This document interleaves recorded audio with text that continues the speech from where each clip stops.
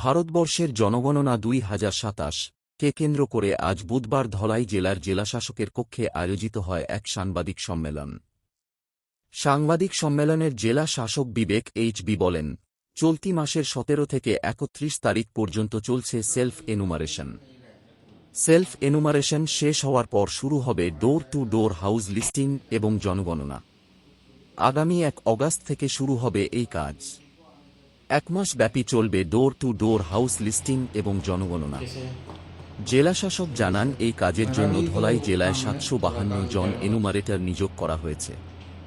পাশাপাশি ৮৫ জন एनुमरेटर रिजर्वे रखा हुए है। का काम डिस्ट्रिक्ट में चल रहा है, तो उसी के तहत सेल्फ इन्यूमरेशन चल रहा है जो 17 जुलाई से 31 जुलाई तक चलेगा।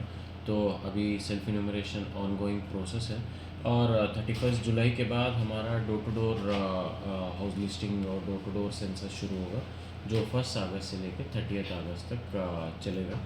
एंड इसमें आज इस बार हम लोग डिजिटल अप्रोच कर रहे हैं, जहाँ पे इन्यूमरेटर्स फिजिकली HLO मोबाइल ऐप जो है उसके थ्रू ये रियल टाइम डेटा कलेक्ट करेंगे। तो धलाई डिस्ट्रिक्ट को लेके हमारा टोटल 752 इन्यूमरेटर्स है और 85 नंबर ऑफ इन्यूमरेटर्स जो है वो रिजर्व में है। सेंसस मैंडेट के हिसाब से हम लोग हर 700 से 800 पॉपुलेशन के लिए एक इन्यूमरेटर को अपॉइंट किया है। उसी के साथ साथ हमारा जो 129 सुपरवाइज़र्स है और 29 सुपरवाइज़र्स रिज़र्व में है, जो हम हर 6 इन्यूमरेटर्स के लिए एक सुपरवाइज़र करके हम लोगों ने अपॉइंट किया है। तो मैं आप लोगों के द्वारा धलाई निवासियों को यही प्रार्थना करता हूँ, विनती करता हूँ कि ज़्यादा से ज़्यादा ये सेंसस में पार्टिसिपेट करें और अपना डेटा जो इन्यूमरेटर्स आपके घर पे कलेक्शन करने आएंगे उनसे शेयर करें एंड देश में एक ठोस डेटाबेस बनाने में आप भी भागीदारी लें। Thank you.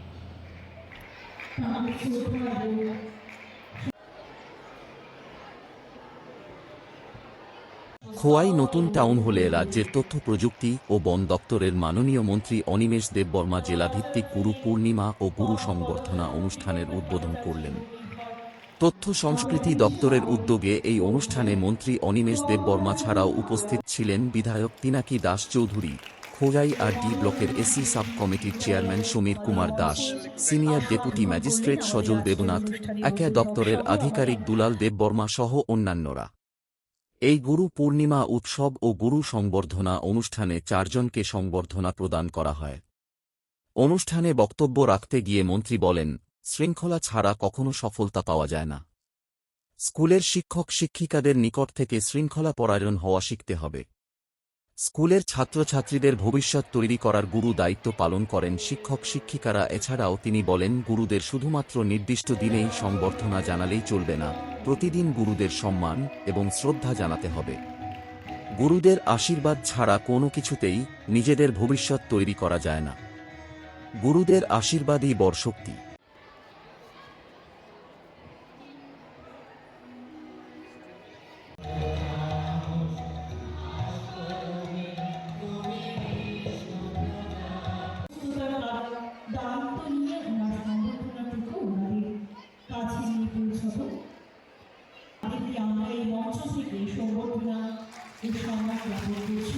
অর্জন করা যাবে। লেখাপড়ার সাথে সাথে আমাদের কিভাবে বিনম্রভাবে থাকা, বিনয়ী থাকা, কিভাবে শৃঙ্খলা পরায়ণ থাকা, এগুলো কিন্তু আমাদের শিখতে হবে। এবং শিক্ষক শিক্ষিকারা যারা এখানে আছেন, আমি জানি না আপনারা আপনাদের স্টুডেন্টদের সেইভাবে পানিশমেন্ট দেন কিনা। আমাদের সময় আমরা যখন পড়াশোনা করেছি, এই স্কুলের মধ্যে কি হতো, খোয়াই সরকারি দ্বাদশ শ্রেণী বিদ্যালয়ে আমাদের শিক্ষকরা আমরা যখন শৃঙ্খলা ভঙ্গ করতাম, ক্লাসরুমের বাইরে দাঁড় করিয়ে রাখতাম। আর আমাদের মনের মধ্যে দুঃখ হতো যে স্যার আজকে আমাকে এই সাজা দিয়েছে। কিন্তু 50 বছর পেরিয়ে আজকে যে জায়গায় আমি দাঁড়িয়ে বক্তৃতা করছি, এখন মনে হয় আমাদের সেই শিক্ষকরা আমাদের এটা পানিশমেন্ট দিচ্ছিলেন না, আমাদেরকে ভবিষ্যতের জন্য আমরা যেন শিক্ষিত হতে পারি, শিক্ষা লাভ করতে পারি, জীবনে কিছু একটা হতে পারি, তার জন্য ওনারা আমাদেরকে প্রস্তুত করছিলেন। ইট ওয়াজ আ ফেজ অফ প্রিপারেশন। আপনারা শিক্ষক শিক্ষিকারা এখানে যারা আছেন, কতজন ওই রবীন্দ্রনাথ ঠাকুরের সেই ঘটনাটা আপনারা জেনেছেন?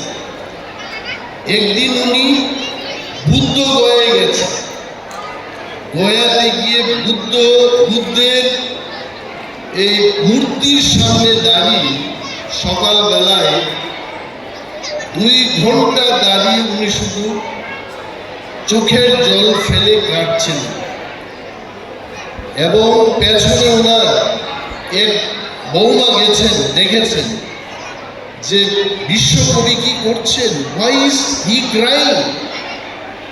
এবং উনি সেখান থেকে যখন ফিরে আসেন, ওনাকে ওনার বৌমা জিজ্ঞেস করেছেন যে বাবা, আপনি সকালবেলায় কেন বুদ্ধের সামনে দাঁড়িয়ে কাঁদছেন কেন? রবীন্দ্রনাথ ঠাকুর বলেছেন যে আমার মধ্যে যত অহংকার, এই অহংকার যেন আমি ত্যাগ করতে পারি, তার জন্য বুদ্ধের কাছে আমি ক্ষমা চেয়েছি, যে আমার মধ্যে যদি কোনো অহংকার থাকে, এই অহংকারকে আমি বিসর্জন দেব এবং অনেক কিছু শিক্ষা আমি এই পৃথিবীর থেকে নানা মানুষজনের কাছ থেকে আমি নেব। কারণ আজকের দিন আমার যারা গুরুজনরা আছে তাদেরকে প্রণাম করার বিশেষ দিন। তোমাদের যেমন শিক্ষক শিক্ষিকা আছে, আমাদের আছে। আমি আমার শিক্ষকের বাইরে গিয়েছি, সামটাইম ডিসেম্বর মাসের দিকে আমি গিয়ে গুরুকে প্রণাম করে আসি। আমার অনেক গুরুজনেরা আজকেও জীবিত আছেন, মিনিস্টার হতে পারে, এটা একটা পদ, কিন্তু শিক্ষার যে বিষয়টা লাইফ লং। কবিগুরু রবীন্দ্রনাথ ঠাকুর কি বলেছেন? উনি বলেছেন যে শিক্ষা শুধু আমাদের তথ্য দেবে, এই ধরনের শিক্ষা, এটাই শিক্ষা না। শিক্ষা ওইভাবে হতে হবে যে শিক্ষা লাভের পর আমরা সবাইকে নিয়ে যদি চলতে পারি, that is the real education. লেখাপড়া, কলেজের ডিগ্রি লাভ করা, that is not only the way how you gather knowledge through classroom training. শিক্ষার কোনো শেষ নেই। All of us, আজকে গুরু পূর্ণিমার এই দিবসে দেবাশিস নাথ সৌর মহোদয় উনি বলেছেন, কিছু কথা আমি শুনেছি, যে এই দিবসটাকে আমাদের প্রতিজ্ঞা করা উচিত যে আমরা জীবনের শেষ দিন পর্যন্ত শিক্ষা গ্রহণ করার জন্য প্রস্তুত থাকি।